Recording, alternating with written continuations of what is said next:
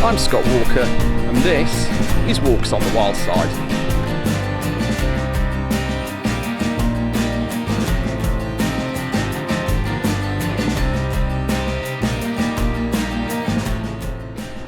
Welcome back to Walks on the Wild Side. You may be wondering, what's a nature photographer doing in central London? And that would be a good question.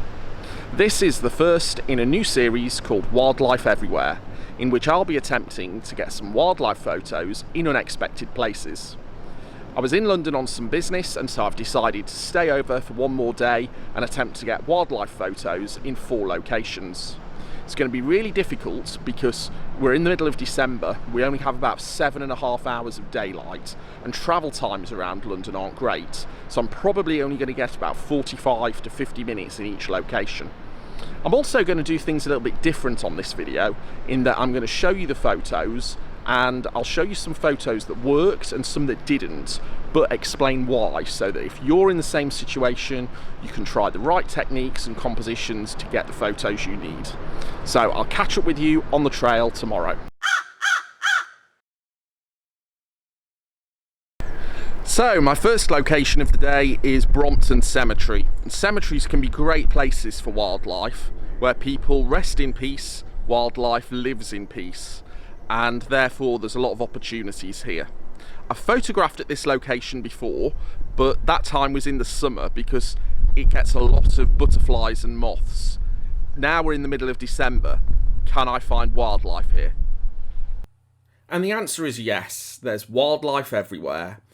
Every major town or city is going to have a graveyard, and so it's a great place to start when looking for urban wildlife. I want to show you this first picture of a robin, which shows you don't always have to get in close for portrait shots. In particular with urban wildlife, you want to show your subject in the context of its environment. So we have a tiny robin enjoying the morning sun set against huge gravestones. And it shows that even in a cemetery, life can thrive.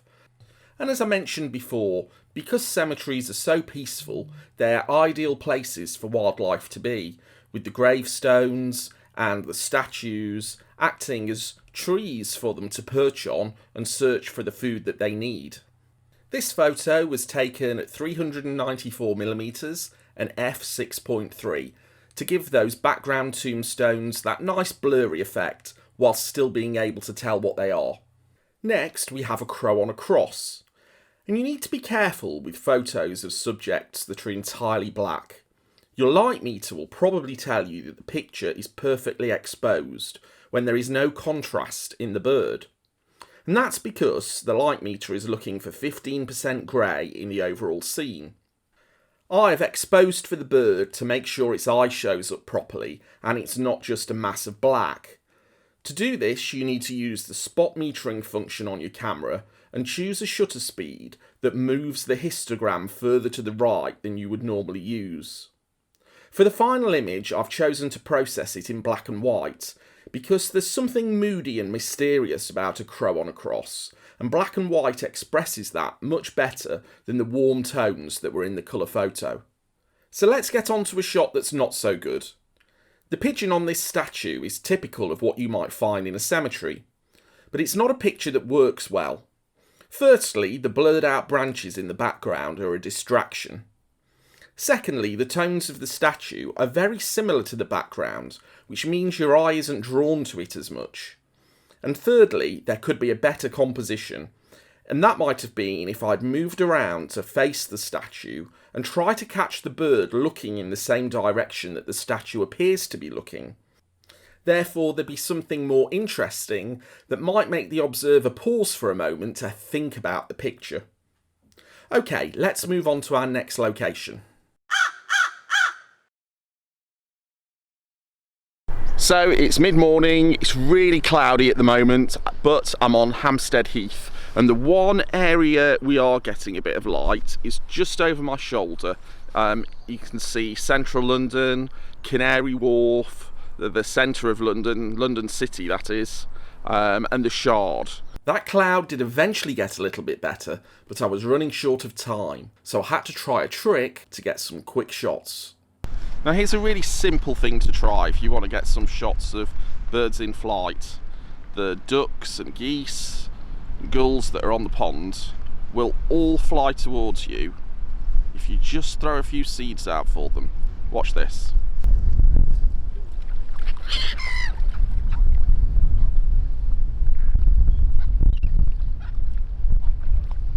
Using the seed, I got a lot of shots of birds in flight. I'm going to start with one that's not quite good enough. There's some good things going on here though. I froze the action fairly well. Gulls don't flap their wings too fast, so 1/800th of a second was absolutely fine. I exposed it well, and with gulls you have the opposite problem to those of the crow that I spoke about earlier. With gulls being mainly white, your light meter will lead you to overexpose the picture, and you'll lose detail in the feathers. You can see here that I've managed to retain some detail in the tail feathers by using spot metering and a shutter speed that will move the histogram further to the left than usual. The problem here though is the line that divides the water from the land at the far edge of the pond. It cuts right through the gull, and so it leads your eye away from it, either to the left or the right. Here's a picture that shows some interesting behaviour. Did you know that gulls are one of the few water birds that don't submerge their wings? And I've managed to catch this gull at precisely the right time when its body is underwater but its wings aren't. So it looks like the water is simply sprouting a pair of wings. 1/600th of a second here was just enough to freeze the water splashes as the bird went under. More birds showed up to get in on some of the seed action, and here you see a pigeon that landed right next to me.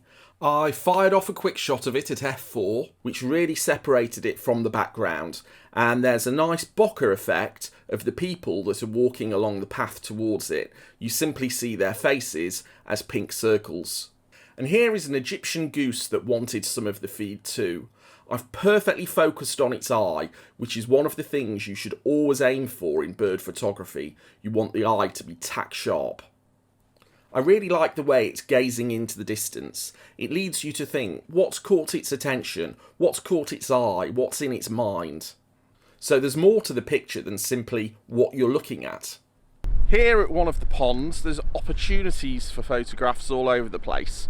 Just having a quick look around, I can see we've got gulls, ducks, and there's a cormorant in the middle. So ponds in parks are a great opportunity for urban wildlife photos. So I'm going to try and get a shot of the cormorant in the middle, and the key is to get down as low as possible near to the water's edge so that you're looking across at the bird, not down upon it.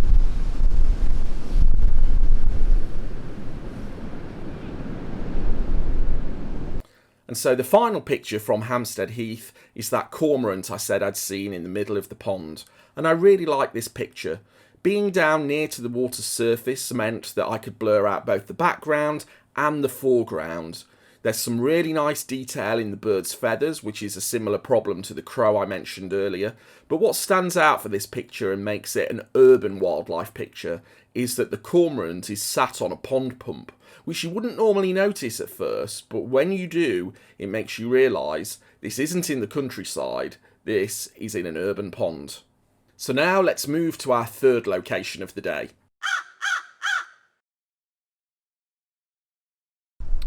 Well, the sun has come back out and I'm at what could be my most challenging location of today. It's the Barbican estate in central London, which is a residential estate surrounded by arts venues. It's popular in photographic and videography circles, having been used in movies such as Gangster No. 1 and Quantum of Solace. Anyone who's anyone has had a photo shoot from here. Street photographers absolutely love it, and it's an architectural photographer's dream for its brutalist look.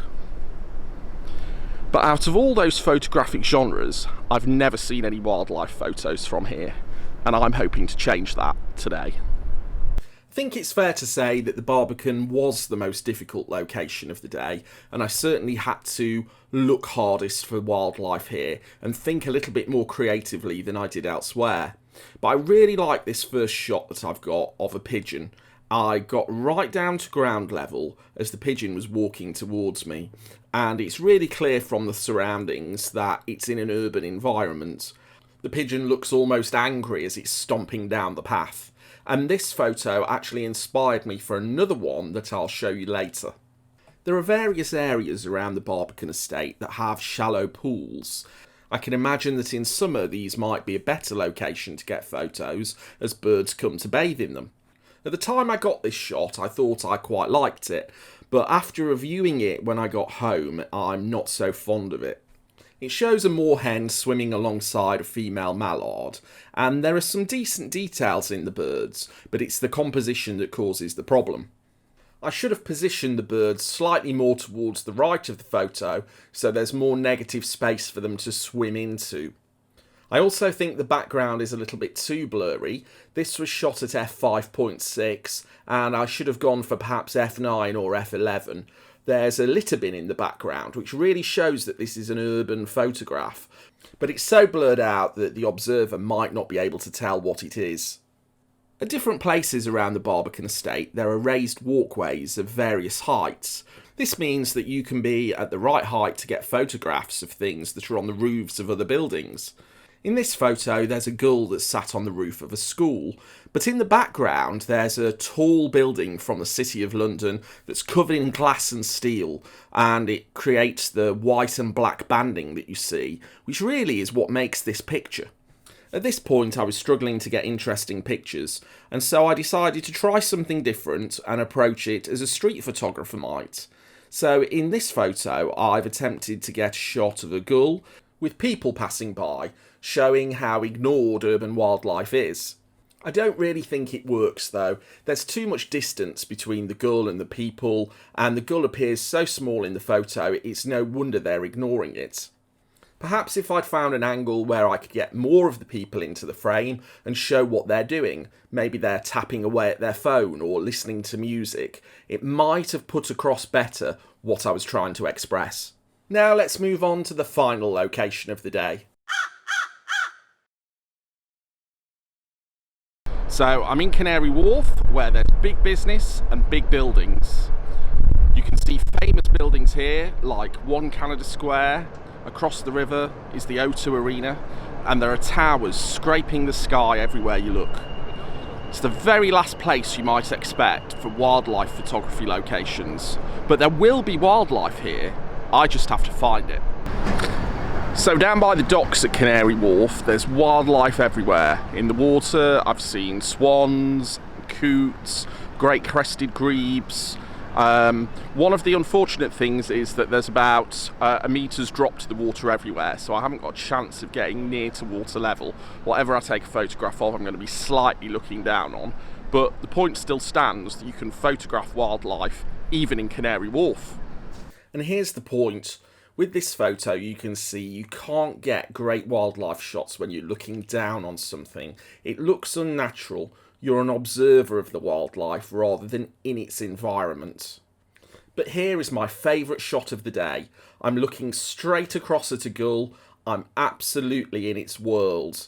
There's a nice blurring of the foreground at f7.1, and the cigarette butts and glass on the floor make a lovely bokeh within that blurred out area. The plants up high in the window of the restaurant behind the gull show how small it is within its own environment. There's a nice little touch with the pigeon following close behind. It's as if they're queuing to walk through a doorway to enter somewhere. And there's a slight blurring in the left foot of the gull, which shows some movement. It's stepping up onto that concrete.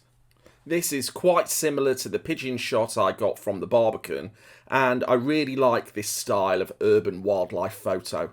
Moments later, I got that same pigeon perched on the edge of the dock, and you can see its urban environment in the background.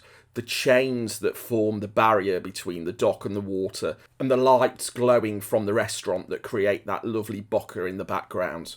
And the final shot of the day, just as I was losing the light, is of this cormorant, perched in a Jesus Christ crucifixion style pose. When cormorants dive into the water, they need to dry off their wings before they can fly again, and you'll often find them perched with their wings stretched out in this way in order to dry off. I like the silhouette that the fading light created, but even though it's a silhouette, there's still some detail in the bird. I also like the lights from the restaurant in the far top right corner, And normally in a wildlife shot you would aim to exclude something like this. Perhaps it's a bit of a distraction, but it really does help to show that this silhouetted cormorant is in an urban environment. So that's it. The sun has set and my day of urban wildlife photography is over. Some reflections before I finish. Was I happy with the shots? Yes, on the whole I was. In each location I was easily able to find some wildlife with a bit of searching. I just perhaps had to be a little bit creative in the way I went about capturing them. Were they portfolio level shots? Probably not, but if I spent as much time in the city as I do in the countryside, I'm convinced I could get photographs of that level. And with that in mind, I've got further locations I'd like to try, and so that might form the basis of an upcoming video. If you enjoyed the content and you're not already subscribed, please subscribe. I've got more interesting content planned for the new year, including jays, green woodpeckers and greater spotted woodpeckers, as well as more woodland. Please hit the like button, check out my social media and head over to my website where you can find prints for sale. Thanks very much again, and I'll see you on the next video.